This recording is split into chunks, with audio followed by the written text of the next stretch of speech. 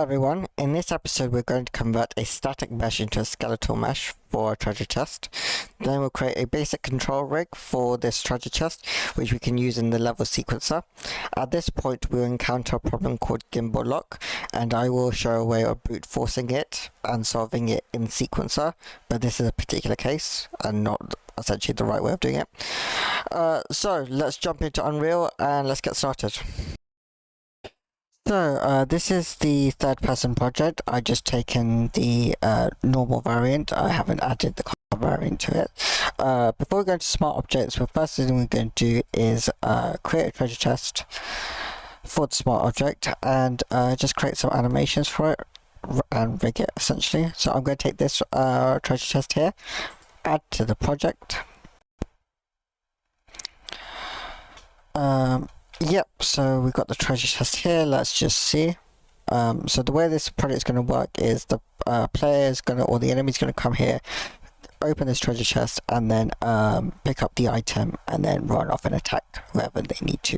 I don't want the gold to be in there, so a neat trick to getting rid of material slots is to essentially create an invisible material. So m_invisible. And the way to create invisible material is just to change the translucency and change the opacity override to 0. So come here, invisible,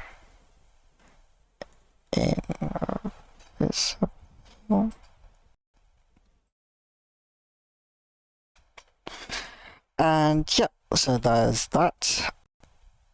Now, I'm going to create a folder, and I'm going to call it Scale Mesh. It's already green, that's good. I'm going to then convert this to a skeletal mesh, and I'm going to keep the origin as the root bone placement, and I'm going to move these two over to skeletal mesh. And yep, so this is our skeletal mesh treasure chest. Now I just, because the way of this essentially rig, we just need one bone here, which is the hinge bone, to move this top lid and rotate it up and down. So I'm going to come here, go to edit, change it to add, click on root, so it's the parent, and add the root here, change it from that to hinge, and I'm just going to change the Y so it's essentially perfectly lined up there, and I'm going to apply to asset. Yeah, we created a new bone.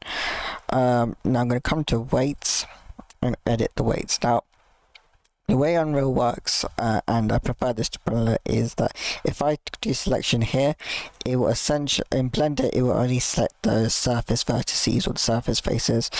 Unreal, on the other hand, will go through and do everything in that area, which I prefer, honestly, because it basically means you only have to go to 2 XYZ angles and make sure that they are done right. Yep, I'm quite happy with that. So let's just make sure. Yeah, that looks good.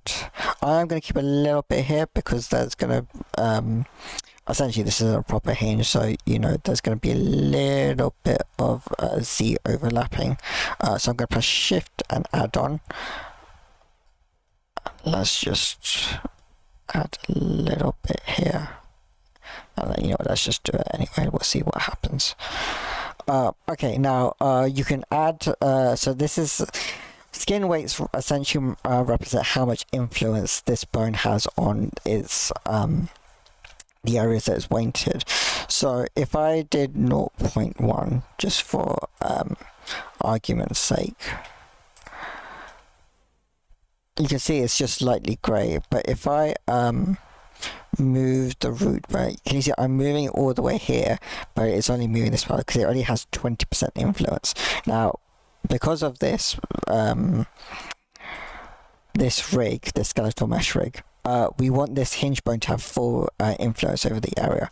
So I'm going to edit selection, go to here and select the affected parts. So this selects all the parts that are already affected by this, and I'm just going to keep adding it until it comes to 1. Now if we move this bone now, you can see it completely moves it around, which is what we wanted. Now reset bone transforms,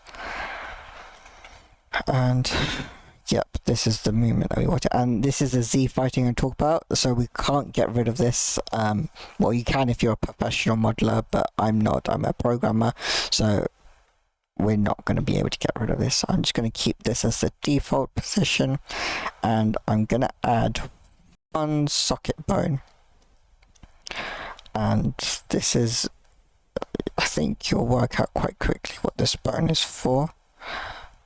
Sorry, I'm just going to delete this bone and go again, and I'll tell you why. Add socket, and I'm going to change the movement mode from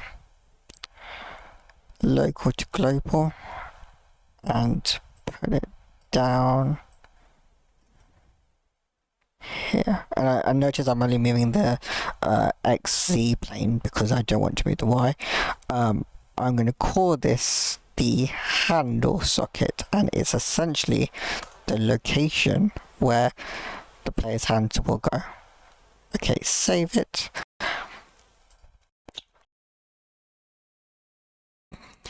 So let's now create a control rig for this treasure chest. First, I'm going to create a folder, call it control rig, and then I'm going to go to the skeletal mesh here, create control rig, and I'm going to rename this first, call it CR treasure chest. And I'm going to move this here to move, yeah. Now, we only need a hinge control. So first of all, control rigs, what are they? They are basically blueprints for the skeletal bones, and I want you to think of the controls as event dispatchers. So when they move, they're telling the bones how they should react, and the forward solve is basically the one master blueprint which says when this control moves, this bone should move that way, or etc, etc. So first of all, just in preview mode, I'm just going to change it to global, because I don't like it to be on local mode.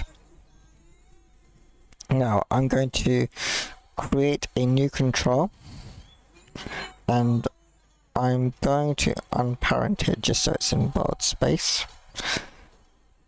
Now we're going to be covering control rig animations a lot in the next one, in the next video. But one thing you should know, that I follow the Mani style. So in the Mani, what they do is boxes or cubes, therefore inverse kinematics, and pure circles or circle thick, that's just for rotations, and you should always do it in the, like, the axis should be the angle that that is the predominant angle that you're going to rotate in. So let me first just make this bigger so you can see it, and I'm going to change the color to blue just because I want to.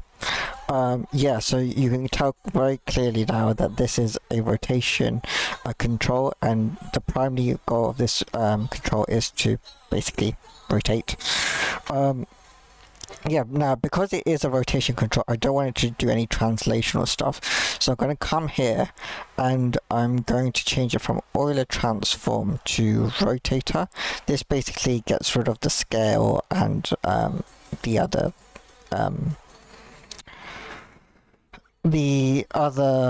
scale and translation parts of it. So it's now just a rotator part. So let's get control.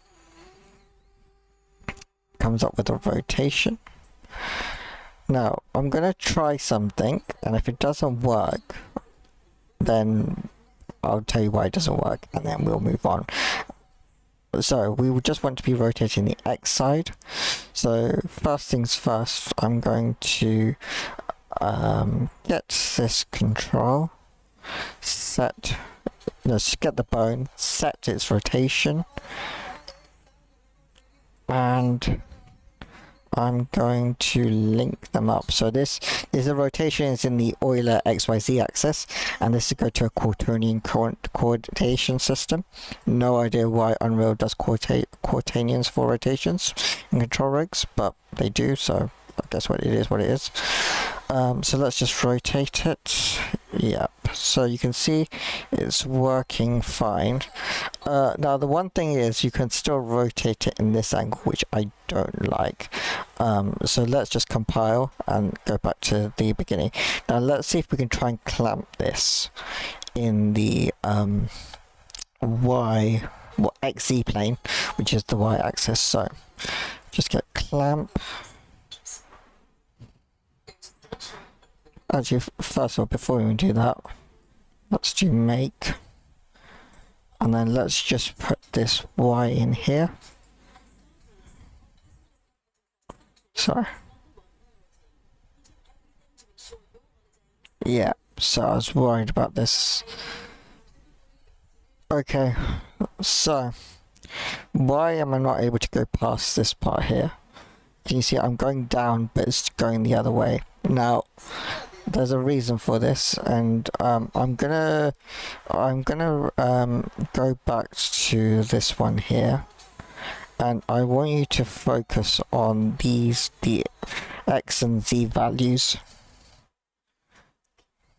Now, can you see it jumps from 180 to 540 and basically intervals of 180. So what's happened there is when you rotate or when you move any control, Unreal had its own internal calculation about how to convert that movement into a rotation, which then converts it into a quaternion system. Now what's happening there is the algorithm that's doing it is getting this mathematical problem called Gimbal Lock. Now that's a whole subject, and to be fair, it's not something that we can't resolve, but basically what it's arguing is the best way for Unreal to go from here to here is to switch its plane, so it switches direction on a plane. Now I thought by going into global space that would get rid of it, but it hasn't, so you know, it's still a problem. Now luckily for us, any control rigs are mainly, well, they're used in many places. They can be used in animation blueprints, but we just wanted to use it to create animations in sequencer. So the great thing is with this workflow here, what we can do is just compile, save. We can literally just take out our control rig, and automatically when you take out a control rig, sequencer comes up. Get our hinge value, and we can first let's just get it in position. Now I'm going to lock this key in, and I will go through sequencer in a little bit more detail in the next episode, but I just want to show the gimbal lock, how we can counteract it. Now we just come in here. Okay, so now if you look, the gimbal lock didn't happen here because we locked this sequence here, and it did rotate these, but it didn't really matter. So it works well in sequencer. Unfortunately, this gimbal lock problem won't work in the control rig itself, because control rig is more mathematical calculations, while sequencer is just let's apply these keys to this value. So yeah, don't worry too much if you have that lock there, and we can just do it in sequencer. It will still work in sequencer. If you want to do an animation blueprints though, that may cause more problem, and you may need to do more math to solve it, but in sequencer it's fine.